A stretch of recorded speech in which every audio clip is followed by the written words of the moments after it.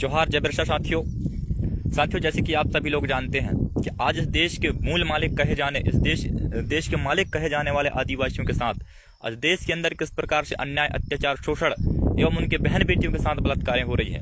और तो और साथियों, जो जल जंगल जमीन जो हमारे पूर्वजों के धरोहर हैं, इनके लिए हमारे पूर्वजों ने बहुत सारी लड़ाइयाँ लड़ी हैं, कुर्बानियाँ दी हैं, लेकिन आज इस देश के सत्तासीन सरकारों के द्वारा किस तरह से उन जल जंगल जमीनों को छीनकर और बड़े बड़े पूंजीपतियों के हाथ में दे रहे हैं। और साथियों, हमें उन जल जंगल जमीनों से विस्थापन किया जा रहा है जिनमें हमारे पुरखे और पूर्वजों ने हजारों साल से उन जल जंगल जमीनों में वास करते आए हैं, लेकिन आज हमें किस तरह से उनसे बेदखल किया जा रहा है, आप सभी लोग जानते हैं साथियों। और कई प्रकार के प्रोजेक्ट लेकर आ रहे हैं, चाहे वो बांध के नाम पे हो, चाहे नेशनल पार्क के नाम पे हो, कई प्रकार के प्रोजेक्ट के नाम से जो हमें हमारे जल जंगल जमीनों से विस्थापित किया जा रहा है।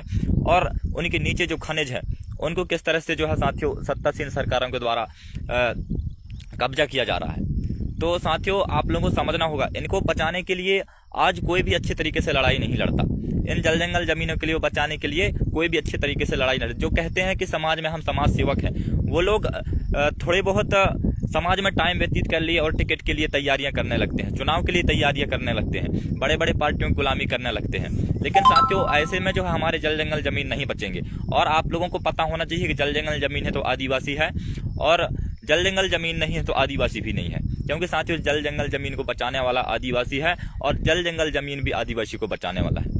इसलिए आप लोगों को समझना होगा, इनके लिए आप लोगों को अपने पुरखौती व्यवस्था में आकर लड़ाई लड़ना होगा। आपके पुरखा व्यवस्था में आपको लौटना पड़ेगा साथियों। आपके पुरखे पूर्वजों के रास्ते बनाए हुए रास्ते में आपको आकर और अपने जल जंगल जमीनों को बचाने की लड़ाई लड़ना है। आप हजारों संगठन बना लो, हजारों पार्टियां बना लो, लेकिन कुछ नहीं कर सकते। आज हम लोग देश की आज़ादी के बाद देखते आए हैं कि हजारों संगठन बन गए, हजारों पार्टियां बन गए, लेकिन हमारे जल जंगल जमीन के लिए कोई भी अच्छी तरीके से लड़ाई नहीं लड़ते। कई रैलियां होते हैं, कई आंदोलन होते हैं, लेकिन सरकार को कोई प्रभाव नहीं पड़ता। इसलिए साथियों, हमें हमारे पुरखौती व्यवस्था पे आना होगा। पुरखौती व्यवस्था मतलब हमारे पुरखे पूर्वज जो देश की आज़ादी से पहले जिस तरह से इस देश में निवास करते थे, अपने जल जंगल जमीन को बचाते थे, उस प्रकार से हमें लड़ना होगा। हमें अपने गांव में रूढ़िगत ग्राम सभाओं का गठन करना होगा। जो हमारे पुरखे पूर्वज आज़ादी के पहले इस देश में कोई भी कानून नहीं था, उस समय से इस देश में वास करते हैं, इस देश में निवास करते आए हैं, किस तरह से जो अपनी व्यवस्था को चलाते थे, उसी व्यवस्था में हमें फिर से आना होगा। इस देश के जो सरकार है, जो निकम्मी सरकार है, उनकी योजनाओं के झांसे में नहीं आना है। क्योंकि आज हमारे लोग कहते हैं कि सरकार हमें प्रधानमंत्री आवास दे रही है, हमें पेंशन दे रही है, हमें राशन दे रही है। साथियों, आपको समझना होगा कि सरकार इसी में हम लोगों को गुलाम बना रही है। इसलिए आपको सरकार की योजनाओं के भरोसे नहीं बैठना होगा, अन्यथा आपकी जल जंगल जमीनों को छीना जाएगा। और जैसे कि आप सभी लोग जानते हैं, आप इतिहास पढ़ते होंगे, तो आप सभी लोग जानते हैं कि जल जंगल जमीन जो है ये हमें किसी भीख में नहीं मिला है, ये हमारे पुरखे पूर्वजों की बलिदान की बदौलत मिले हैं। अरे आप भूल कैसे जाते हैं कि इन जल जंगल जमीनों के लिए और आपके अस्तित्व के लिए बिरसा मुंडा ने 25 साल की उम्र में कुर्बानी दी थी। अरे आप भूल कैसे जाते हैं कि टंट्या भील ने आपके जल जंगल जमीन और आपको नौकरी मिल जाए ऐसा करके खुद फांसी के फंदे में लटक गया। हम भूल कैसे जाते हैं कि राजा शंकर शाह रघुनाथ शाह इस गोंडवाना भूभाग के लिए, इस मुल्क के लिए तोप के मुंह में बंद कर उड़ना पसंद किए, लेकिन अंग्रेजों की गुलामी नहीं किए। और आज हम लोग चंद रुपयों के लिए हमारी जमीन जो हमारी माई होती है उसको सरकार के हाथ में दे देते हैं।